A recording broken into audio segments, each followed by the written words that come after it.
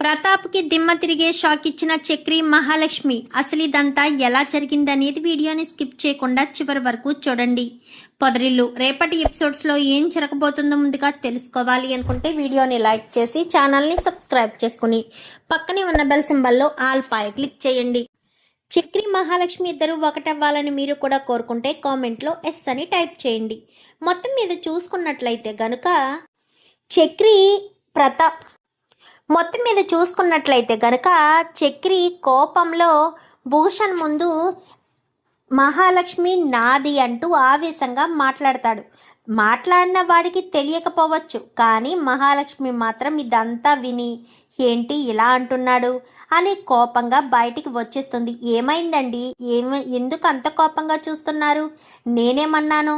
వాణ్ణి కొట్టాను అని మీరు కోప్పడుతున్నారా అనేసరికి, వాణ్ణి కొట్టారు అని కాదు, మీరు అప్పుడు ఏం మాట్లాడారో గుర్తు తెచ్చుకోండి అనేసరికి, ఏమన్నాను, ఏం మాట్లాడాను అంటూ ఇంక జ్ఞాపకం తెచ్చుకుని ఒక్కసారిగా షాక్ అవుతాడు. ఏంటి ఆ మాట అన్నారు? అలా అని కాదండి, ఏదో ఫ్లోలో వచ్చింది. అంటే మీకు సపోర్ట్గా నేను ఉన్నాను, మీరు ఒంటరి కాదు అన్న ఉద్దేశమే తప్ప ఇందులో వేరే ఉద్దేశం లేదండి, మీరు వేరేలా ఆలోచించొద్దు అని చక్రి కాస్త ఇంటికి బయలుదేరి వచ్చేస్తారు. ఇంటికి బయలుదేరి వచ్చేసిన తర్వాత ఇంకా మహాలక్ష్మి ఇంట్లో కూర్చుని బాధపడుతూ ఉంటుంది. ఈలోపు మిగిలిన వాళ్ళు అంటే మాధవ, కేశవ, కన్నా ముగ్గురు కూడా వస్తారు. జరిగిన విషయం అంతా కూడా చక్రి చెప్పేసరికి వాడికి బుద్ధి రాదా? పదే పదే ఎందుకు వదిన జోలికి వస్తున్నాడు?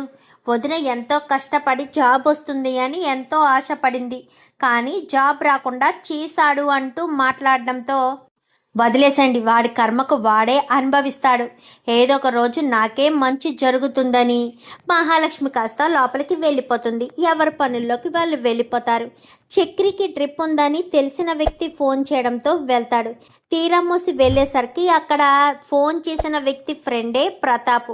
ప్రతాప్ను చూడడంతో ఇదేంటి ఈయనున్నాడు, ఈయనకి ఎలా ఇరుక్కుపోయానేంటి, ఈయన చేతిలో బుక్ అయిపోయానేంటి అని అనుకుంటూ ఉంటాడు చక్రి. అయితే ఇంకా అలా అనుకుంటూ ఉండగానే రా చక్రి అని చెప్పి, ఇతను చాలా మంచి డ్రైవరు అనగానే అందరూ మంచిగానే కనిపిస్తారు.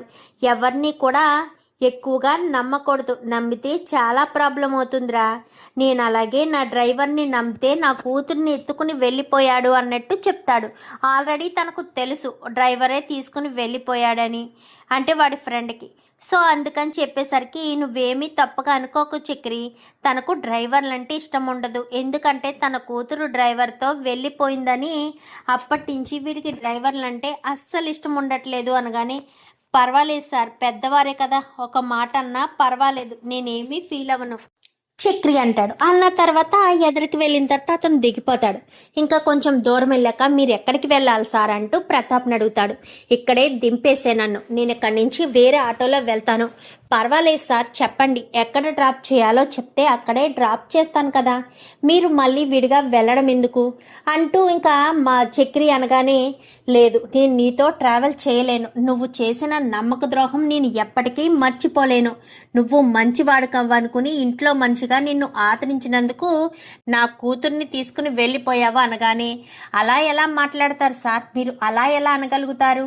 మీ కూతురికి ఎవరిష్టమో ఏంటో మీరు తెలుసుకోలేకపోయారు, మీ కూతురు గురించి మీరు ఆలోచించలేకపోయారు, ఎంతసేపు తన భవిష్యత్తు బాగుందని అక్కడి నుంచి ఇక్కడి నుంచి మనుషులు తీసుకొచ్చారే తప్ప అసలు మీ కూతురు ఏమనుకుంటుంది అని మీరు ఆలోచించారా? అసలు తను ఎవరిని కోరుకుంటుందో ఆలోచించారా? మీరు ఎంతసేపు స్థాయి అంతస్తు అని అనుకుంటున్నారే తప్ప నాకు లేని స్థాయిలో మీరు లేరు. మీ అమ్మాయి నా ఇంట్లో ఉంది అంటే స్థాయి ఎవరిది? మీ ఇంటి మహాలక్ష్మి మా ఇంట్లో ఉంది. మీరు ఎంత తలకిందులుగా తపస్సు చేసినా నా ఇంట్లో ఉన్న మహాలక్ష్మి మీ ఇంటికి వస్తుందా? రాదు, రాలేదు కూడా. వచ్చేదేమో మీరు అలాంటి తొందరపాటు పని చెయ్యకపోయుంటే ఖచ్చితంగా రాదు ఇప్పుడు, ఎందుకంటే మీరు తన సర్టిఫికెట్స్ని చించేశారు. తను ఎంత బాధపడిందో నాకు మాత్రమే తెలుసు. మా కుటుంబమే తన కుటుంబం అని బ్రతుకుతుంది, తను రాదు అనేసరికి వస్తుంది. ఇప్పుడు ఛాలెంజ్ చేస్తున్నాను, నా కూతుర్ని నా దగ్గరికి తెచ్చుకుంటాను. నువ్వు కట్టిన తాళి నీ మొహం మీద విసిరు కొట్టి నా కూతురు నాకు మాత్రమే, అంటే నాకు నా తండ్రే కావాలి అని కోరుకునే స్థితికి తీసుకొస్తాను అని చెప్పి ఛాలెంజ్ చేస్తాడు. ఇదేంటి ఎరక్కపోయి ఇంతో ఇరుక్కుపోయానా? అసలే మహాలక్ష్మికి నేనంటే ఇష్టం లేదు. ఎప్పుడెప్పుడు అవకాశం వస్తుందా అని బయటికి పోదామని చూస్తుంది. ఇప్పుడు ఈ అవకాశం ఉపయోగించుకుంటుందా? ఏం చేయాలి నేను? సరే, ఏదైతే అదే అయ్యింది. ఈయన ఛాలెంజ్ చేస్తున్నాడు కదా, సరే ఛాలెంజ్ చేద్దాము. ఈ ఛాలెంజ్ విషయం ఎప్పటికీ నా కూతురికి చెప్పకూడదు. ఛాలెంజ్ మన ఇద్దరి మధ్యలోనే ఉండాలి తప్ప నా కూతురికి తెలియకూడదు అని చెప్పి మహాలక్ష్మి గురించి వీళ్ళిద్దరూ మాట్లాడుకుంటారు.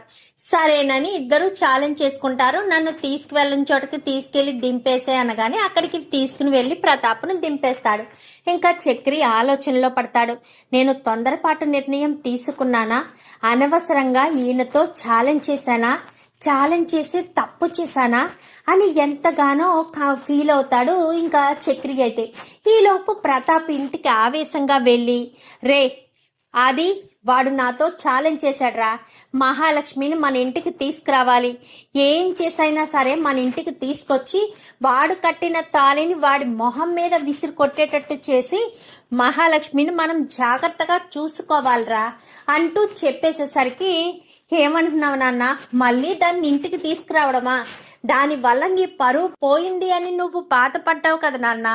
సూసైడ్ చేసుకోవడానికి కూడా సిద్ధపడ్డావు, మరి ఇప్పుడెందుకు దాన్ని తీసుకురావాలి అని అంటున్నారు అని చెప్పి ఇంకా అది అనగానే వాడు నాతో ఛాలెంజ్ చేశాడు. నీ ఇంటి మహాలక్ష్మి నీ ఇంటికి రాదు అని, నా ఇంటికే వస్తుందని ఛాలెంజ్ చేశాడు. ఇప్పుడు నేను ఖచ్చితంగా వాడి ఛాలెంజ్లో గెలవాలి, మహాలక్ష్మిని నా ఇంటికి తెచ్చుకోవాలి అన్న ఉద్దేశంతో మాట్లాడుతున్నాను అనగానే, వెళ్ళండి, వెళ్ళి మన మహాలక్ష్మిని ఇంటికి తీసుకురండి అని చెప్పనగానే సరేనని ఇంకా అది ఇటు ప్రతాపు ఇద్దరు కూడా వాళ్ళ ఇంటికి వెళ్తారు. వాళ్ళ ఇంటికి వెళ్ళేసరికి మహాలక్ష్మి మాత్రమే ఇంట్లో ఉంటుంది. వీళ్ళెవ్వరూ ఇంట్లో ఉండరు. కన్నా అప్పుడే ఇంటికి వచ్చి చదువుకుంటూ గదిలో ఉంటాడు. గదిలో ఉండేసరికి ఈలోపు కారు వేసుకుని రావడంతో బయట ఉన్న నారాయణ గబగబా లేచి చూసి, అమ్మ మహాలక్ష్మి, మీ నాన్న వాళ్ళు వచ్చారు అనేసరికి గబగబా బయటకు వస్తుంది. బయటికి రావడంతో నాన్న అని 2 అడుగులు ముందుకు వేసి మళ్ళీ ఆగిపోతుంది. అమ్మ మహాలక్ష్మి అని పిలవడంతో, ఏంటి, ఏముందని వచ్చారు? నా జీవితాన్ని నాశనం చేశారు కదా, నా సర్టిఫికెట్స్ని చించేశారు కదా, మళ్ళీ ఎందుకు వచ్చారు అంటూ మహాలక్ష్మి అనగానే, అదేంటమ్మా అలా మాట్లాడతావు? నీ గురించి మేము ఆలోచించమా? నీ భవిష్యత్తు గురించి మాకు పట్టింపు లేదా? మేము నీ గురించి ఆలోచించమన్నట్టు మాట్లాడతావేంటి? మమ్మల్ని పట్టించుకోమ్మా, నీ భవిష్యత్తు బాగుండాలి అన్న ఉద్దేశంతోనే మేము ఏదైనా చెయ్యాలనుకుంటాము. కానీ మీరు ఎలా మాట్లాడితే మాత్రం మాకు చాలా బాధగా ఉంటుందమ్మా. నువ్వు తప్పుగా అనుకోవద్దు. నిన్ను అల్లుడు గారిని ఇంటికి తీసుకువెళ్దామన్న ఉద్దేశంతోనే వచ్చాను అనేసరికి, మా ఇంటికా, సారీ మీ ఇంటికా అని చెప్పాను. కానీ అదేంటమ్మా మీ ఇల్లు మా ఇల్లు అని విడదీస్తున్నావు? అది మన ఇల్లమ్మా. నువ్వు పెళ్లి చేసుకుని వెళ్ళిపోయినంత మాత్రాన మన ఇల్లు కాకుండా పోతుందా? ఎందుకంటే అక్కడ మహాలక్ష్మిని మంచి మాటల మీద రమ్మనకపోతే కుదరదు కదా. సో ఆ ఉద్దేశంతో మంచి మాటల మీదే రమ్మనాలి అన్న ఆలోచనతో మహాలక్ష్మిని అయితే రమ్మని చెప్తాడు. ఇదేంటి ఎంత కూల్గా మాట్లాడుతున్నాడు, మహాలక్ష్మి మనసు మారిపోయి వెళ్ళిపోతుందా అని చెప్పాను. కానీ నేను రాను అని చెప్తుంది. శాశ్వతంగా కాదులేమ్మా, ఒక్క 10 రోజులు ఉండి వచ్చేద్దువుగానే మళ్ళీ ఇక్కడికి. మాకు నువ్వు లేక ఎంతో బాధగా అనిపిస్తుంది, నువ్వు మళ్ళీ ఇక్కడికి వచ్చేద్దు అని చెప్పాను. కానీ సరేనని ఇంకా మహాలక్ష్మి ఇటు చక్రి ఇద్దరు కూడా బయలుదేరతారు. ఎందుకంటే వాళ్ళ దృష్టిలో భార్యాభర్తలు కదా, ఇద్దరు కలిసే వెళ్ళాలి. సో ఆ ఉద్దేశంతో ఇద్దరు కూడా బయలుదేరి వెళ్తారు. వెళ్ళిన తర్వాత అక్కడ చక్రిని బాగానే చూసుకుంటారు. మహాలక్ష్మి ముందు ఏమీ అనకపోయినా మహాలక్ష్మి పక్కన మాత్రం ఏదో ఒకటి డైలాగులు వేస్తూనే ఉంటారు చక్రి మీద. డైలాగులు వేయడంతో చక్రి వాటిని ఏమీ పట్టించుకోడు. ఇంకొక రోజు డబ్బులు ఇచ్చి చక్రిని తీసుకుని వెళ్ళమనగానే చక్రిని తీసుకుని మహాలక్ష్మి వెళ్దాం అనుకుంటుంది డబ్బులు తీసుకుని. అంటే చక్రిని డిపాజిట్ చేయమనేసరికి చక్రి డిపాజిట్ చేయలేడు, తనకు రాదు అని తెలిసి మహాలక్ష్మికి. ఎందుకంటే వాళ్ళ ఇంట్లో అంత క్యాష్ ఉండదు కదా. సో ఆ ఉద్దేశంతో మహాలక్ష్మి నేను వెళ్తాను నాన్న అనగానే, నువ్వెందుకమ్మా, తను వెళ్ళి చేస్తాడులే డిపాజిట్, వెళ్ళు బాబు అని చెప్పాను. కానీ వెళ్తే ఇంకా చక్రి దగ్గర నుంచి డబ్బులు దొంగతనం చేసి చక్రిని కూడా దాచిపెట్టేస్తారు. ఎందుకంటే డబ్బులు ఎట్టుకుని చక్రి వెళ్ళిపోయాడు అన్న ఉద్దేశం మహాలక్ష్మికి కల్పించాలని. ఇంకా బ్యాంక్ మేనేజర్ ఫోన్ చేశాడని ఆది ఫోన్ చేస్తాడు. నాన్న, చక్రికి ఇచ్చి డబ్బులు పంపించావా? చక్రి ఇంకా డిపాజిట్ చేయలేదంట అని చెప్పి ఆది చెప్పడంతో, ఏంటి డిపాజిట్ చేయలేదా? చక్రి ఎప్పుడో వెళ్ళాడు కదా, ఈ పాటికే చేసుంటాడు, చేయకుండా ఎందుకుంటాడు? మాకేమన్నా అబద్ధం చెప్పడం అవసరం అనుకున్నావా? మేము నిజమే చెప్తున్నాం. బ్యాంక్ మేనేజర్ ఫోన్ చేశాడు అనగానే వెంటనే ప్రతాప్ ఫోన్ చేస్తాడు. ఫోన్ చేసేసరికి, అవునండి డిపాజిట్ వస్తుందని చెప్పారు, కానీ ఇంకా డిపాజిట్ రాలేదు, ఏదైనా ఆలస్యమైందేమో అని ఇంక మేమేమీ మాట్లాడలేదు అనగాని, అవునా అని, ఏమై ఉంటుంది నాన్న అని చెప్పాను. కానీ ఏమవుతుంది, 10 లక్షలు ఇచ్చుకుని వెళ్ళిపోయి ఉంటాడు అంటూ లలిత మాట్లాడుతుంది. ఏం మాట్లాడుతున్నావు? 10 లక్షలు తీసుకుని అల్లుడు గారు ఎందుకు వెళ్ళిపోతారు? 10 లక్షలకి డబ్బులకి అమ్ముడుపోయే మనిషి అనుకుంటున్నావా? ఏమ్మ మహాలక్ష్మి, నీ భర్త డబ్బులు తీసుకుని వెళ్ళాడు, ఇప్పుడు ఇంకా ఫోన్ చేయకపోవడం ఏంటి? ఒక్కసారి నువ్వు ఫోన్ చెయ్యి అనగానే, ఇంకెక్కడ ఫోను? వాడిని దాచిపెట్టేస్తే ఫోన్ ఎక్కడి నుంచి చేస్తుంది? ఇంకా దాచిపెట్టేశారు కదా, ఫోన్ చేసినా ఫోన్ స్విచ్ ఆఫ్ వస్తుంది. ఏంటి స్విచ్ ఆఫ్ వస్తుందా? వస్తుంది. 10 లక్షలతో ఉడాయించాడు. మీ మహాలక్ష్మికి బుద్ధి లేదు. డబ్బు కోసమే వాడు నిన్ను పెళ్లి చేసుకున్నాడు అంటే అది అర్థం కావట్లేదు మహాలక్ష్మికి. డబ్బు గురించే ఆలోచిస్తారని. కానీ ఏం మాట్లాడుతున్నావు నాన్న? డబ్బు గురించి ఎందుకు ఆలోచిస్తాడు చక్రి? డబ్బు గురించి ఆలోచించే మనిషి కాదు, తను మోసం చేసే మనిషి, అంతకంటే కాదు. అర్థమవుతుందా? మీరు తప్పుగా అర్థం చేసుకోవద్దు. తనని ఏమీ అనడానికి వీల్లేదు. ఖచ్చితంగా వచ్చేస్తాడు, ఏదో పని మీద వెళ్ళుంటాడు, ఫోన్ స్విచ్ ఆఫ్ అయి ఉంటుంది అనగాని సాయంత్రం వరకు అలానే వెయిట్ చేస్తారు. రాకపోవడంతో అక్కడ ఈ చక్రిని తీసుకెళ్లి బంధించేశారు కదా, అక్కడ మహాలక్ష్మి ఏమనుకుంటుందో ఏంటో, వీళ్ళు నన్ను ఎందుకు తీసుకొచ్చారు, ఇదంతా వాళ్ళ ప్లాన్ అయ్యుంటుంది అని అనుకుంటుండేసరికి ఎలా కాపాడాలి, ఎలాగా అందులోంచి తప్పించుకురావాలి అని ఆలోచిస్తూ ఉండగా ఇంకా మా చక్రికి ఒక ఆలోచన వచ్చి అక్కడే ఏదో చిన్న కత్తి ఏదో పడడంతో పక్కన పడిపోయేసరికి ఆ కత్తిని కాస్త తీసుకుని జాయిగా కట్ చేసుకునేసరికి ఇంకా వాళ్ళు బయట కూర్చుని ఉండడంతో వాళ్ళని పిలుస్తాడు. వాళ్ళని పిలవడంతో వాళ్ళు లోపలికి వస్తారు. వాళ్ళని వచ్చిన తర్వాత వాళ్ళని చితక్కొట్టి, ఎవర్రా మిమ్మల్ని ఇక్కడికి పంపించారు, ఎవరు రమ్మంటే వచ్చారు, ఎవరు నన్ను ఇలా చేయమన్నారు చెప్పరా అంటూ అడుగుతూ ఉండగానే ఈలోపు ప్రతాప్ వాళ్ళకి ఫోన్ చేసి, ఎక్కడున్నావు, ఏం చేస్తున్నాడు, బంధించారా? వాడిని మాత్రం ఎట్టి పరిస్థితుల్లో వదిలిపెట్టద్దు, ఎందుకంటే ఇక్కడ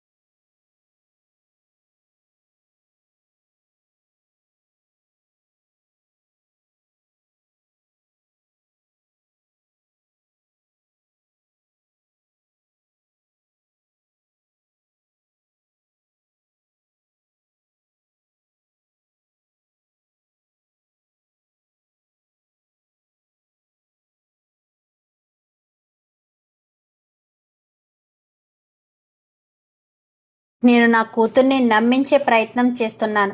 వాడు కనుక ఒక 2-3 రోజులు అలానే ఉంటే వాడు డబ్బు తీసుకుని వెళ్ళిపోయాడు అని చెప్పొచ్చు. ఆ తర్వాత వాడిని మాయం చేసేయచ్చు అంటూ ఇంకా ప్రతాప్ అనేసరికి ఇంకా వీడికి ఒక్కసారిగా షాక్ అనిపిస్తుంది. ఓహో, ఇది ప్లాన్ చేసి ఇంటికి రమ్మన్నాడా, చెప్తాను వీడి పని అని చెప్పి ఇంకా వెంటనే రౌడీ వాళ్ళందరినీ కూడా తీసుకుని సరాసరి ఇక్కడికి వచ్చేస్తాడు. ఎందుకంటే చక్రి కొంచెం మొండివాడే కదా, రౌడీని కొట్టే సత్తా వాడికి ఉంది కాబట్టి ఇంకా వాళ్ళని కొట్టి తీసుకొచ్చి అలాగ హాల్లో కూర్చుని ఉండగా ఒక్క తోపు తోస్తాడు. డబ్బులు కూడా తీసుకొచ్చి ఇదిగోండి మీ డబ్బులు అనేసరికి చక్రి ఎక్కడికి వెళ్ళిపోయావు, ఏమైపోయావు, వీళ్ళెవరు అనగానే వీళ్ళు ఎవరనుకుంటున్నావు, మీ నాన్న నా కోసం పంపించిన రౌడీలు మహాలక్ష్మి గారు అని చెప్పనేసరికి నీ కోసం రౌడీల్ని పంపించడం ఏంటి చక్రి, ఏం మాట్లాడుతున్నానా, ఒక్కసారి వాయిస్ కాల్ వినండి మీకే తెలుస్తుంది అని వాయిస్ కాల్ని కాస్త వినిపిస్తుంది. ఎందుకంటే రికార్డ్ చేసేసరికి ఆ వాయిస్ని వినిపించడంతో ఇంకా అది వినడంగానే ఒక్కసారిగా మహాలక్ష్మి షాక్ అయిపోతుంది. ఏంటి నాన్న, మీరు మమ్మల్ని ఇక్కడికి పిలిపించిన కారణం ఇదా, చక్రి మీద ఇలా తప్పుడు వ్యక్తిగా చక్రిని చేసి ఈ రకంగా చెయ్యాలనా మీరు ఈ ఉద్దేశం చేస్తున్నారు? నేను ఇలా అస్సలు ఆలోచించలేదు నాన్న. నిజంగా నన్ను క్షమించే ఇంటికి తీసుకొచ్చారు అనుకున్నాను, కానీ మీరు ఇలా ఆలోచిస్తారని కలలో కూడా అనుకోలేదు. చక్రి ఏంటో నాకు తెలీదా? మీరు ఉదయం నుంచి చెప్తూనే ఉన్నారు చక్రి డబ్బులు తీసుకుని వెళ్ళిపోయాడు అని. నేను నమ్మలేదు కదా. ఇప్పుడు చూసారా, చక్రి ఏ తప్పు చేయలేదని. నాకు తెలుసు నాన్న, చక్రి ఎలాంటి వాడో తెలుసు, తను డబ్బు కోసం ఏం చేస్తాడో తెలుసు. డబ్బు కోసం గడ్డి తినే మనిషి కాదు నాన్న. చక్రి నన్ను ఇష్టపడ్డాడు అని చెప్తుంది. ఎందుకంటే అక్కడ చక్రి విలువేంటో మహాలక్ష్మి తెలుసుకుంటుంది. 10 లక్షల రూపాయలు ఉన్న మహాలక్ష్మి అక్కడ అలా మాట్లాడకపోతే చక్రిని తక్కువ చేసినట్టు, అక్కడ కుటుంబాన్ని మొత్తం తక్కువ చేసినట్టు అనిపిస్తుందని మహాలక్ష్మి ఆ రకంగా మాట్లాడుతుంది. చక్రి షాక్ అయిపోతాడు. వెంటనే ఇంకా అందరి ముందు మహాలక్ష్మి చక్రిని హత్తుకుని, తను నా భర్తను నా నుంచి మీరు దూరం చెయ్యలేరు, ఇలాంటి చీప్ ట్రిక్స్ ప్లాన్ చేసి మీరు చక్రిని నా నుంచి దూరం చేద్దాము అని అనుకుంటున్నారేమో, అది ఎప్పటికీ జరగదు అంటూ ఇంకా మహాలక్ష్మి కాస్త చెప్పి చక్రి అని డబ్బులు మొత్తం అక్కడే అప్పచెప్పి చక్రిని తీసుకుని సరాసరి ఇంటికి బయలుదేరి వచ్చేస్తుంది. ఏంటి మహాలక్ష్మి గారు, మీరేనలా మాట్లాడింది అనగానే, మరి మీరు నా కోసం ఎంత చేస్తున్నప్పుడు నేను మీకోసం మాట్లాడకపోతే ఎలాగా? అయినా మా నాన్న ఇంత దారుణంగా ప్రవర్తిస్తాడని కలలో కూడా అనుకోలేదు. ఈ విధంగా చూస్తాడని మాత్రం నేను అస్సలు అనుకోలేదు.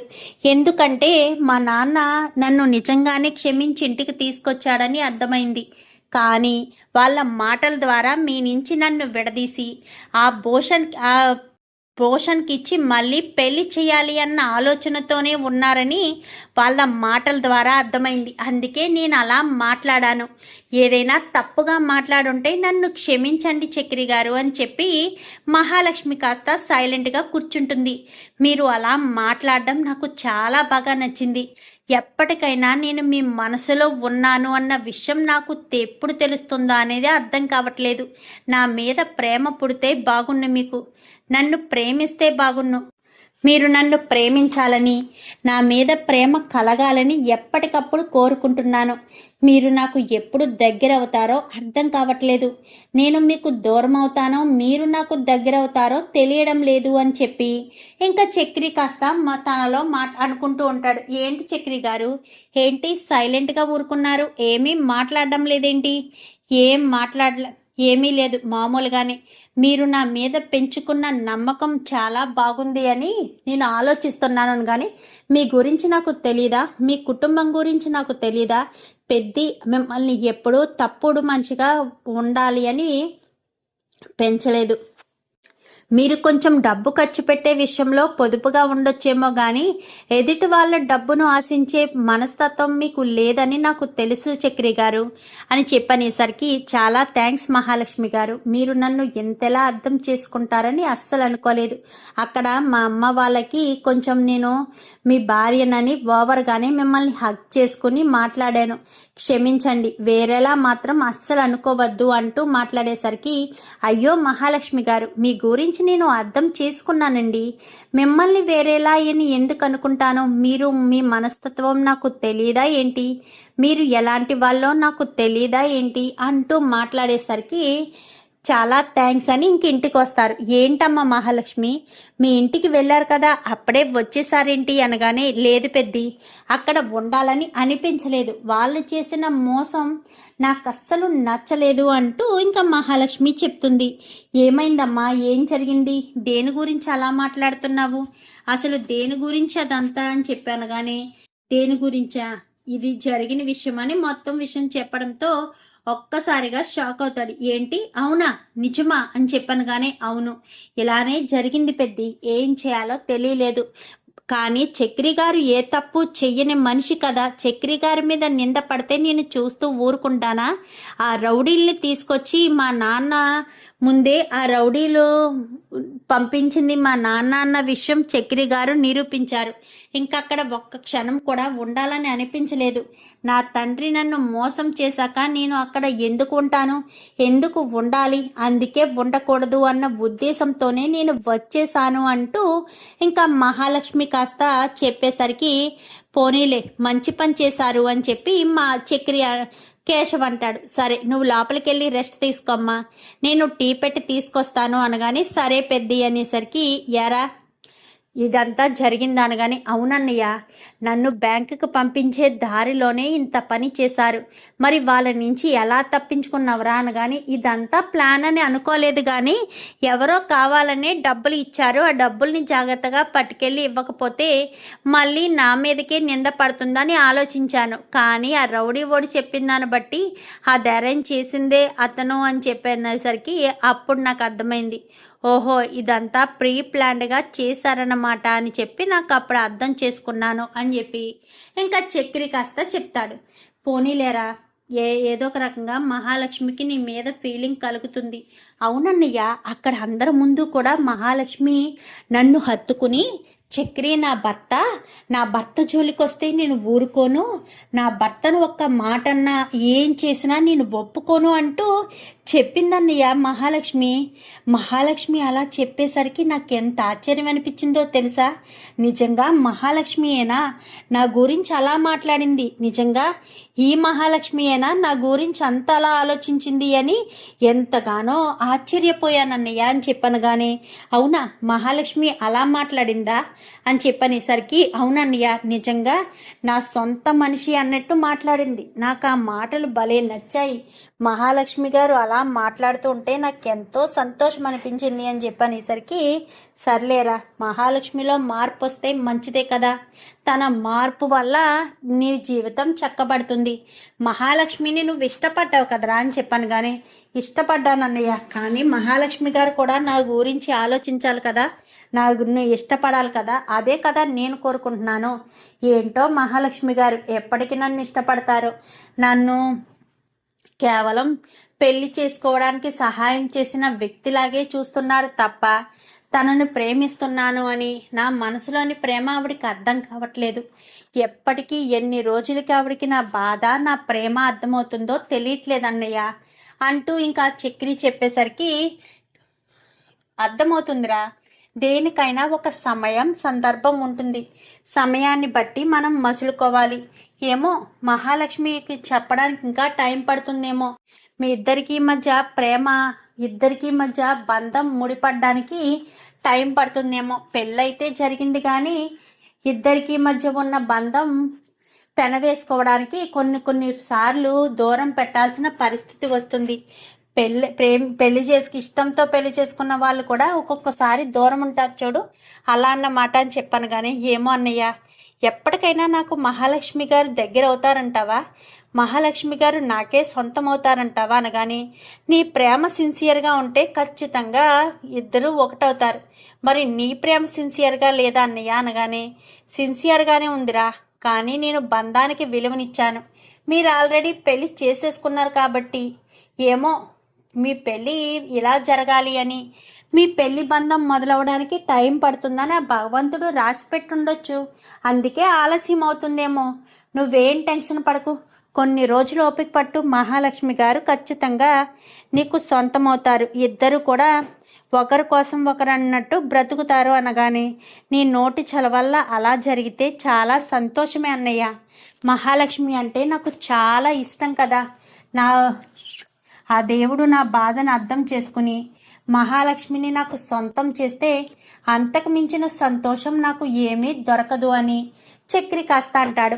చూద్దాం మరి రాబోయే ఎపిసోడ్స్లో అయినా సరే మహాలక్ష్మికి చక్రి మీద కొంచెం ప్రేమ కలగాలని, చక్రి తన భర్త అన్న ఆలోచన మహాలక్ష్మిలో మొదలవ్వాలని, మహాలక్ష్మి చక్రీల మధ్య ప్రేమ చిగురించి వాళ్ళిద్దరికీ మధ్య పెళ్లి బంధం మొదలవ్వాలని మీరు కూడా కోరుకుంటే కామెంట్లో మహాలక్ష్మి అని టైప్ చేసి పంపించండి.